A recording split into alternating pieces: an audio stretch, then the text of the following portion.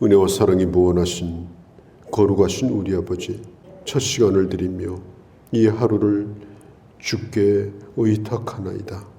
아버지, 악한 세상 가운데 저희들을 두셨사오니 아버지 하나님, 오늘도 하나님의 사람으로 이 땅 가운데 살게 하시고 이 땅을 복되게 하는 주의 자녀들이 되게 하여 주시옵소서. 아버지, 오늘도 우리의 기도를 응답하여 주옵소서. 우리 자신이나 가정이나 또한 주의 몸된 교회나 나라와 민족과 열방을 위해서 기도할 때에 아직도 풀리지 아니한 문제들이 주 안에서 풀어지는 역사가 있게 하여 주시옵소서. 이 아침도 주의 말씀을 듣습니다. 기록된 말씀을 통하여 주의 음성을 듣게 하옵소서. 한 사람 한 사람을 돌봐주시고 오늘도 주 안에서 저들을 건강하게 세워주시옵소서. 오늘 야로도 주께 의탁하오며 우리 주 예수님의 이름으로 기도하옵나이다. 아멘. 마태복음 7장 28절에서 29절입니다. 산상보훈을 이제 마무리하는 날입니다.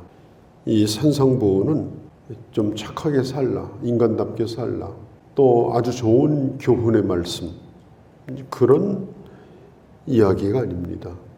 이제 마지막 결단을 요구하는 말씀입니다. 오늘 주님이 이 말씀을 이제 마무리하면서 이 하나님의 말씀 앞에서 네가 어떤 사람이 되는가에 따라서 또 어떤 결단을 하는가에 따라서 사망과 생명이 결정될 거다. 이 하나님의 말씀 앞에서 네가 누구인가 너의 정체를 드러내라. 그냥 말씀을 듣고 참 오늘 좋은 얘기 들었다, 그런 식으로 반응하면 안 된다. 말씀 앞에서 너는 도대체 누구냐, 어떤 사람이냐, 가짜이냐 진짜이냐, 거짓이냐 참이냐 분명하게 나에게 보여주라. 너는 어떤 나무냐, 네가 지금 맺고 있는 열매로 너를 증명하라. 이런 말씀들이 이제 산상보훈 마지막에 계속해서 주님이 우리에게 요구를 하시는 거예요. 참 오늘 좋은 얘기 참 많이 들었다, 참 참고가 되겠다, 그렇게 하면 안 된다는 겁니다. 말씀 앞에, 말씀의 거울 앞에 너 자신은 누구냐 분명하게 그걸 말하라고 오늘 요구를 하시는 겁니다. 좁은 문과 좁은 길, 그리고 넓은 문과 넓은 길에 대한 말씀을 하시는데요. 예전에 예수님이 살아계실 당시도 그렇고 오늘날도 마찬가지입니다. 이 예루살렘에는 구도시 안으로 들어가는 몇 개의 문이 있습니다. 어떤 문은 문도 좁고요, 그리고 길도 좁습니다. 그래서 이 걸어다니는 보행자나 아니면 아주 작은 동물이나 손수레나 이 정도만 들어갈 수 있는 그런 문이 있고요. 또 어떤 문은 아주 굉장히 넓어요. 전차도 다닐 수가 있고, 그리고 많은 사람들이 한꺼번에 아주 편안하게 들어갈 수 있는 넓은 문과 연결이 되어 있는 그런 넓은 길이 있습니다. 넓은 길과 좁은 길이 같이 어우러져서 이제 도시를 이루고 있는데, 너는 어떤 길을 가겠는가? 가장 무책임한 사람이 누구냐? 나는 내 인생을 흘러가는 대로 흘러가게 내버려 둔다. 누가 밀면 밀려가고 끌면 끌려가고 어디엔가 당신이 원하는 곳에 당신은 거기에 도착할 거다. 누군가가 그 말을 하거든 그 말은 거짓말이라는 걸 아셔야 됩니다. 밀려가면서 살아가는 인생이 무슨 자기가 원하는 데 가 있겠습니까? 그럴 리가 없어요. 내가 의지를 가지고 내가 어떤 문을 통과해서 내가 어떻게 살아야 되겠다, 이런 분명한 자기 결단, 힘들고 어렵더라도 나는 이 길을 가야 된다, 이건 내가 선택한 길이다. 사람이 없기 때문에 밀어줄 사람도 없고 끌어줄 사람도 없고, 자, 이런 길을 갈 때에 그건 내가 선택해서 가는 거지. 죽을 때 죽더라도 뭐 여럿이 같이 가는 거 보니까 뭐 그런 대로 괜찮은 거 아니냐, 그냥 잘 되지 않겠느냐, 이래서 밀려간다고 하면 주님의 경고를 받게 될 거라는 것입니다. 너의 길이 끝이 뭐냐? 이 13절, 14절 죽음의 길이다. 그걸 알고 오늘 너의 길을 가라고 하는 겁니다. 좁은 문, 좁은 길로 가라. 이 말은 우리 기독교가 어떤 고행이라든지 또 수행이라든지 또 금욕이라든지 또 절제 또 수도를 닦는 것 이런 것을 의미하는 건 아닙니다. 기독교는 그런 종교가 아니에요. 그러니까 여기서 좁은 문이라고 하는 것은 불가능한 문은 아니에요. 보통 사람이 갈 수 없는 그런 아주 고차원적인 그런 길을 의미하는 것이 아닙니다. 믿음으로 가는 길이에요. 하나님의 말씀을 따라서 가는 길이에요. 또 겸손해야 가는 길이에요. 결코 후회함이 없어요. 이 길로 가게 된 것이 참 내가 잘한 선택이다. 그걸 나중에서야 알게 되고요. 이것은 어떤 불가능한 길이 아니라 꼭 믿음으로 가면 되는 길이고 그 결과는 바로 생명이다. 그걸 주님이 가르쳐 주시고 있습니다. 또 15절 이후에 보면은 이 거짓 선지자에 대한 말씀이 나옵니다. 양의 모습으로 옵니다. 그런데 그것은 껍데기가 그런 거예요. 그 안에는 늑대가 들어앉아 있어요. 예수님 당시에 종교 지도자들, 바리새인과 서기관 이런 사람들은 성경을 얼마나 철저히 지키는지 이 사람들은 문자주의자들이에요. 율법을 매우 강조합니다. 겉으로 볼 때는 아주 경건하고 종교적인 사람처럼 그렇게 보입니다. 결코 나를 우겨주는 사람들이 아닙니다. 그들은 말합니다. 되는 대로 살아라. 거짓 평안을 얘기합니다. 거짓 축복을 늘 부르짖습니다. 아무렇게나 살아도 결국은 잘 될 거라고 달콤한 말을 합니다. 들어보면 그럴 것 같습니다. 그래서 사람들이 거기에 마음을 빼앗기게 되어져요. 그런 자들을 어떻게 분별할 수 있겠는가? 우리 주님이 가르쳐 주시는 방법이 뭐냐? 그 열매를 보아라. 열매를. 결국 그 나무는 열매로 증명되는 거예요. 또 좋은 나무인지 나쁜 나무인지도 좋은 열매를 맺는 걸 보면 좋은 나무예요. 참되게 만드는가? 그 영혼을 튼튼하게 세워주는가?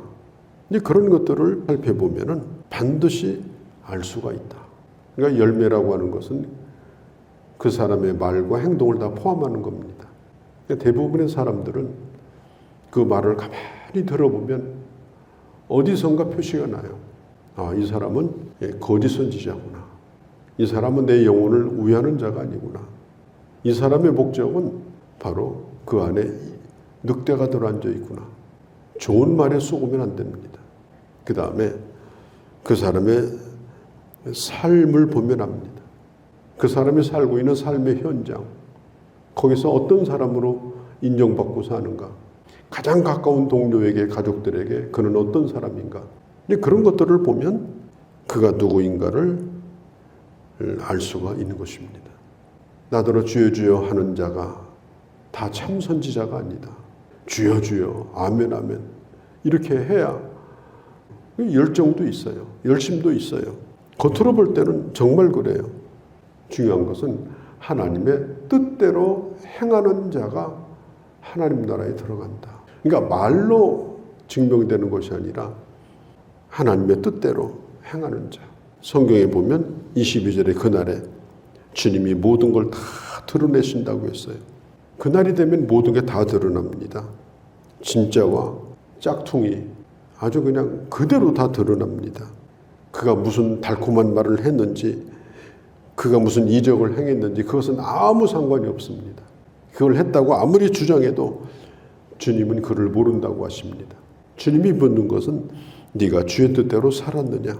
네가 하나님의 뜻대로 살았느냐? 하나님의 말씀에 네가 순종했느냐? 그것이 그를 최종 판결하는 판단 기준이 되게 하겠다고 그랬어요. 다른 사람이 거짓 선지자인가 가짜인가 이걸 판단하는 것도 중요하지만 너 자신이 어떤 사람인가 하는 것도 중요하다. 어디에다가 집을 지었느냐? 지금 그걸 묻고 계신 거예요. 팔레스타인 땅에 가면 시내가 많아요. 시내. 성경에 보면 무슨 시내, 그리 시내, 무슨 시내 이렇게 나오죠. 시내는 큰 개천을 시내라고 그래요. 그래서 성경에 나와 있는 이 시내라는 단어에 물이 다 흘렀다고 생각하면 안 돼요. 이게 우기 때 비가 많이 오면 물이 흐르다가 비가 뚝 그치면 금세 말라버려요. 근데 거기에는 이제 자갈도 있고 또 모래도 있고 그래요. 근데 어떤 사람이 집을 짓는데 거기다 집을 지었어요. 그런데 우기가 오니까 비가 쏟아지기 시작합니다. 진짜 이게 개천이 돼버린 거예요. 그러니까 거기다가 집을 지었던 집은 어떻게 되겠어요? 완전히 다 휩쓸려서 사라져버리고 말아요. 어떤 사람은 그걸 미리 알고 저 반석 위에다가 집을 져요. 물이 닿지 않는 곳, 안전한 곳에다가. 모래 위에 지은 집이 다 허물어져서 떨어져 떠내려갈 때 반석 위에 지은 집은 아주 안전하게 되었다. 그러면서 주님 하신 말씀 뭐라고 그래요? 하나님의 말씀 위에 짓는 집이 바로 이러한 집이다. 너는 말씀 위에 집을 짓고 있는가? 한 번 더 자신을 점검해봐라. 너는 지금 누구냐? 너 자신의 정체를 밝혀라. 그리고 집을 짓는다면 반드시 반석 위에 집을 지어라.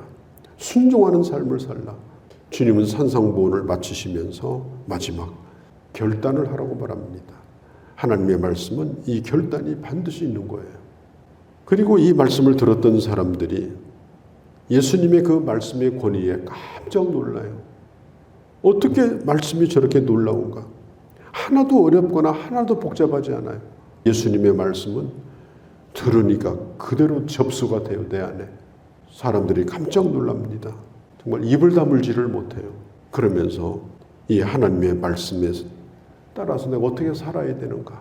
이런 깊은 고민을 하고 또 기쁨을 가지고 하나님이 함께하는 확신을 가지고 말씀을 다 듣고 그 산을 내려오는 그런 모습을 오늘 마지막 볼 수가 있게 되는 것입니다. 우리가 하나님의 말씀 앞에서 이런 반응과 결단을 통해서 말씀을 들은 자의 축복, 말씀을 들은 자의 책임을 다하고 하나님의 축복을 그런 누릴 수 있는 그런 주님의 자녀들이 되어주시기를 바랍니다. 하나님의 말씀은 결코 들어서 좋은 얘기도 아니고 들어두면 사는데 좀 교양이 되는 그런 얘기가 아니라 그 말씀 앞에서 내 정체를 드러내야 되고 결국은 사는 길, 결국은 영원히 주님 앞에 참으로 인정받는 그 길을 가야 하는 그런 갈림길에 서 있다고 하는 사실을 오늘 들었습니다. 오늘 이 산상보훈의 말씀의 권위 앞에 큰 기쁨과 그리고 삶 속에 이 말씀을 하나하나 순종하면서 하나님의 사람됨을 나 자신도 확신할 뿐 아니라 이 세상 가운데 드러내며 살아가는 그런 저희가 되도록 이 시간 은혜와 능력을 저희들에게 허락하여 주옵소서. 이 하루도 주께 의탁하오며 우리 주 예수님의 이름으로 기도하옵나이다. 아멘.